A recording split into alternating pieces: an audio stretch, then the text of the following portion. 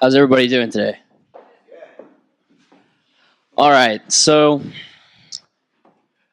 my name is Max Navarro, and I am the CEO and founder of Wafflemaps. And today, I'm going to be talking to you about a wheelchair-friendly Google Maps. Now, what is that? All right, well, how many of you guys have had trouble navigating the subway? By a raise of hands. A lot of people, yeah. So just imagine if you were in a wheelchair. Oh, there we go. This is my friend Hannah right here.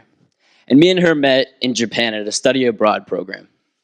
Now, Hannah, she is one of the nicest, most happiest persons that I've met. And Hannah, one thing about Hannah is that she loves to go out and eat. And being in Japan, you gotta go have sushi.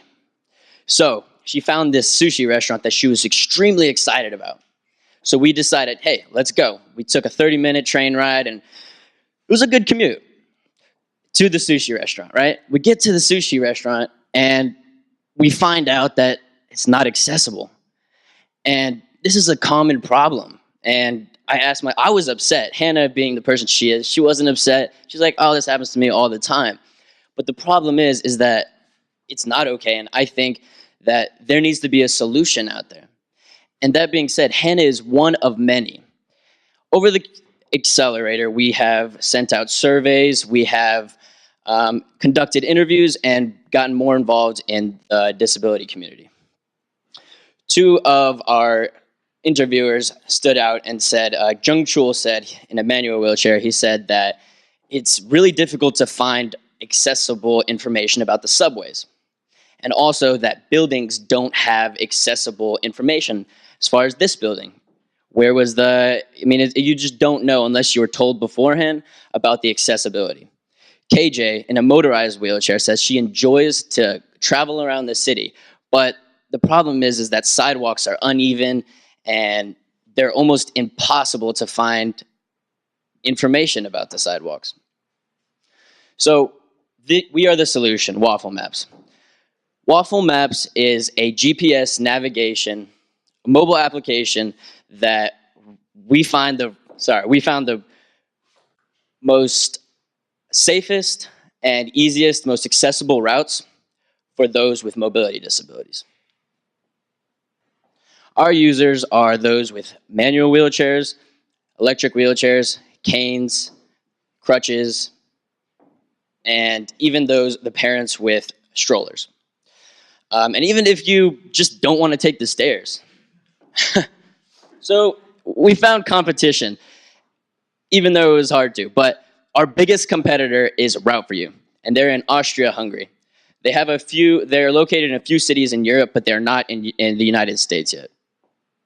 The closest ones we can find in New York are AXS and they find accessible places, subparly, to be honest. And Wheelie.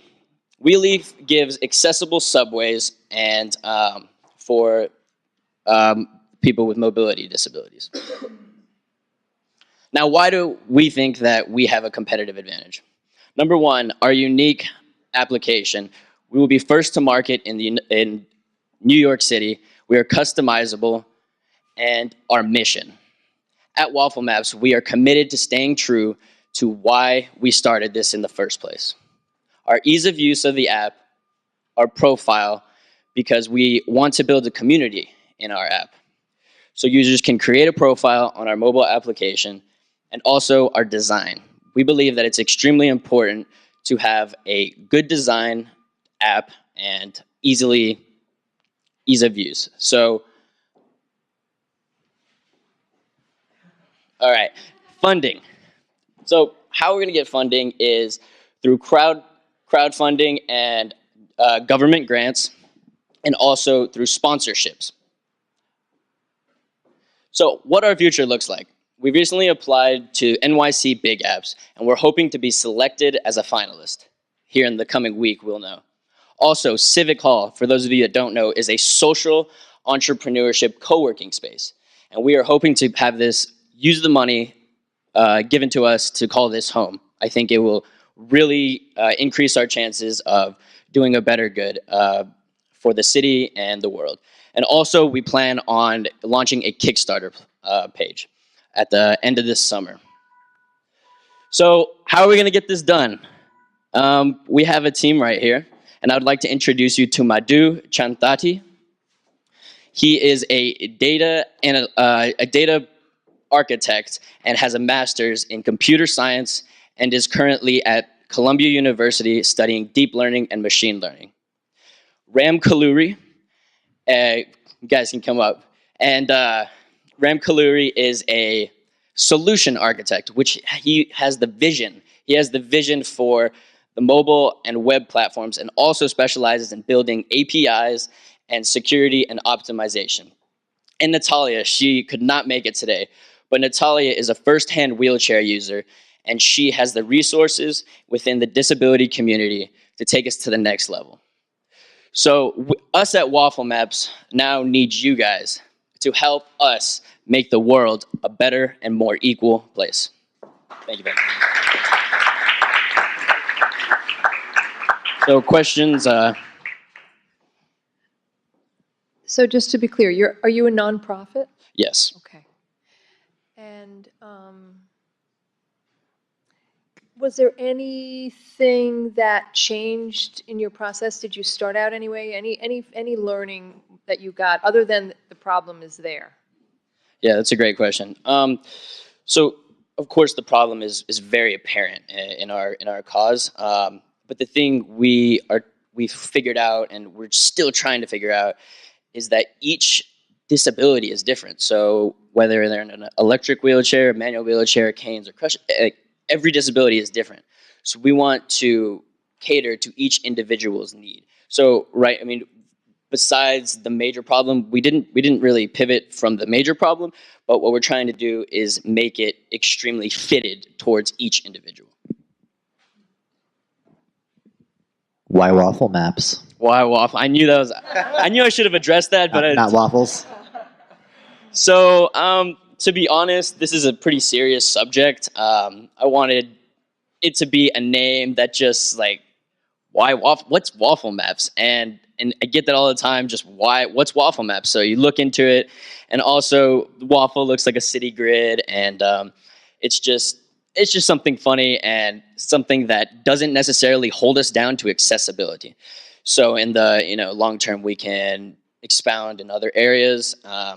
And we didn't really want to put the emphasis on accessibility because it's always on accessibility. So we wanted to just make it fun and kind of like, what, waffle? Like, that was kind of the reasoning behind it. How do you guys plan on getting the data you need? So, what are the best places, and not even the stores, because I feel like that might be easier, but like the actual routes. Are you going to have people walk people roll these routes and stuff? The data is very important here. So the initial plan is to get the data from different data sources like MTA. We signed a consent form with them, and they are ready to expose their APIs. And we are trying to pull the data real time. But still, it's not very real time. It's near real time. So similar way, we have all the historical data and all the things connected. We are collecting from the open data. And we are also planning to connect to Department of Building, Department of Environmental Protection. I'm working there in DEP, where I spoke, and we are ready to get a lot of APIs on the work orders, constructions, whatever it happens, if they have any near future plans. That means if you plan a route, we can get them to know that, hey, there is some work order, there is some scheduled work order today. Maybe this is not the right thing to go that way. We are also planning to get data from the Google APIs. And apart from that, in the near future, we are planning to get the real-time data from the crowd, like a Waze. If you see, report it so that it will be more realistic and more real-time.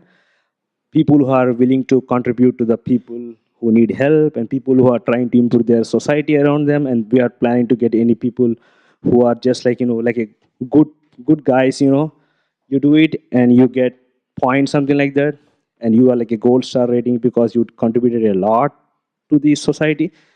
And also tourists, if the tourists are here, and they can use this app and see, because mostly the route they walk is the same route using by disability people, and they can also inform us because New York City has a lot of tourists here around here, and they can report the problem and then they can use it. So we are trying to get the data from multiple data sources. We haven't thought, we keep on thinking, we are getting new ideas. We are trying to pull there, yeah. Did that answer your question? Wheelie, the other competitor, they do subway maps. Are they in New York Yeah, City? so the major competitor is Route for You, which is in Austria. They're doing they're the most advanced technology, but they're in Europe, and who knows when they're going to be ready to come to New York. I think we have an extreme competitive advantage being in New York City, which is a very complex ecosystem and have access to a lot of people in different disability communities, and people in New York actually care about socially, righteous causes and stuff like that. So I think we have that competitive advantage over them, even though we are starting a little bit later. But and then the other two are really, one of them hasn't been worked on in 3 years, and the other one is just really slow. And when in the app, it's just not very good. So I consider the competitors, but not as much. Are you in touch with anyone in New York City, the mayor's office, or can you tell me a little bit about that? Yeah, actually, our Natalia, she's not here, but she actually has contacts in the mayor's office, and we're planning a meeting on June 1st, or around, June 5th, with them to see what kind of data we can get and see what they can provide us with. I can see a potential for even making an argument about increased business, but I'd love to see more information about the numbers of disabled that would be customers. So Yeah, who are prevented from having access. So and I've also seen a lot of utility type of products come and go because you can see that there's no underlying funding for it, and the governments can be local. Even though the city government is huge, it still can be strapped. It can be very hard to maintain over time. So these things come and go sometimes. So that would be a challenge, I think. If there's any, yeah. So me and Ram both are working in the IT for a long time, and we decided to work for free. For our contribution is absolutely because we try to spend more time. We want to make the app more optimized, even in the first release itself. And Ram is a very good technical architect. He can talk about the app. Yeah. Right. So basically, we are looking for the cloud solutions. Maybe we're trying to use the Azure, so we don't need to set up our own infrastructure. And as you know, the cloud services is like pay on the go. So we start slowly, and we'll be paying very less amount of money there.